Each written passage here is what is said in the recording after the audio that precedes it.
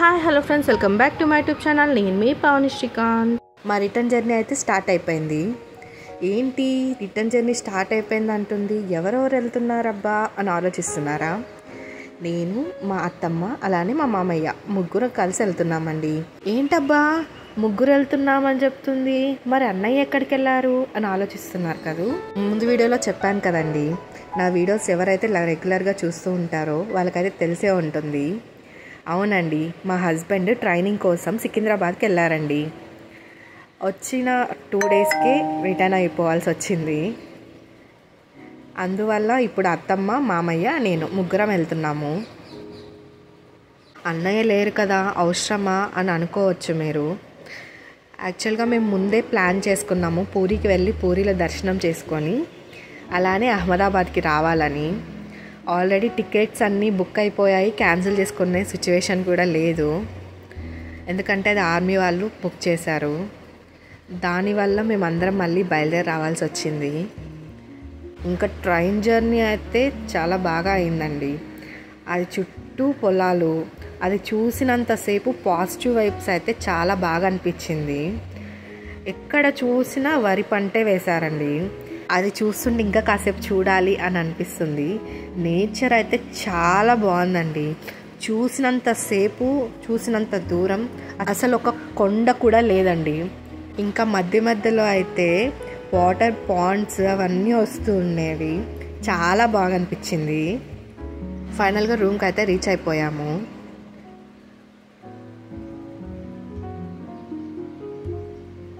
రూమ్కి వెళ్ళి fresh up అయ్యి దర్శనానికి బయలుదేరేసాము. దర్శనానికి వెళ్ళడానికి మేము ఆటో తీసుకున్నామండి. ఎందుకంటే అది డిస్టెన్స్ అనేది 2 to 3 కిలోమీటర్స్ వస్తుందని చెప్పారు. అందుకు ఇంకా అత్తమ్మ వాళ్ళు నడవలేరు అని చెప్పి ఆటో తీసుకున్నాను. ఇక్కడ చూస్తుంటే మొత్తం సిటీ ఒక బాగా డెవలప్డ్ సిటీ లాగా అనిపించింది. చాలా బాగా అనిపించింది. యాక్చువల్గా ఫస్ట్ టైం ఒంటరిగా మొత్తం లీడ్ చేసుకుంటూ వెళ్ళడము. ఇక్కడ మీరు చూస్తున్నారా రిక్షా, నేనైతే ఫస్ట్ టైం మూవీలోనే చూశాను. డైరెక్ట్గా చూస్తుంటే నేనైతే షాక్ అయిపోయినాను.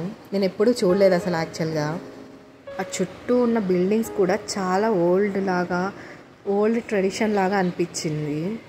చాలా బాగా అనిపించింది.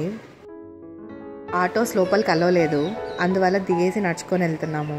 ఇక్కడి నుంచి రిక్షాస్ అలో ఉన్నాయి, కానీ ఎందుకో నడుచుకొని వెళ్తే బాగుంటుంది టెంపుల్కి అని అనిపించింది. అందుకని నడుచుకొని వెళ్తున్నాము.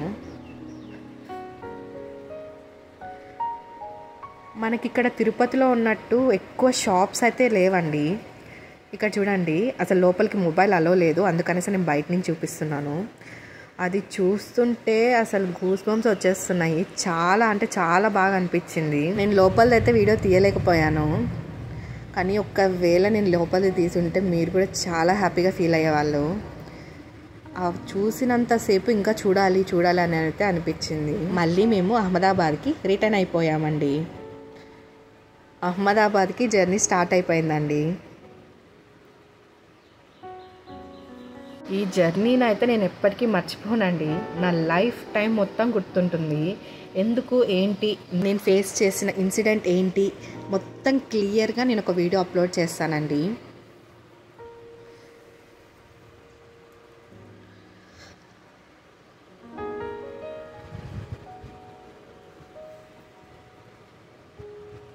మళ్ళీ బిజీ లైఫ్లోకి ఎంటర్ అయిపోయాను.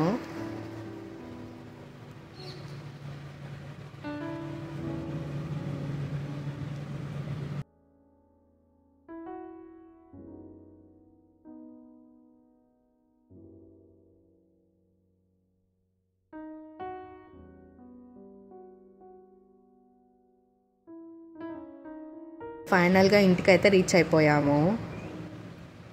Thank you for watching.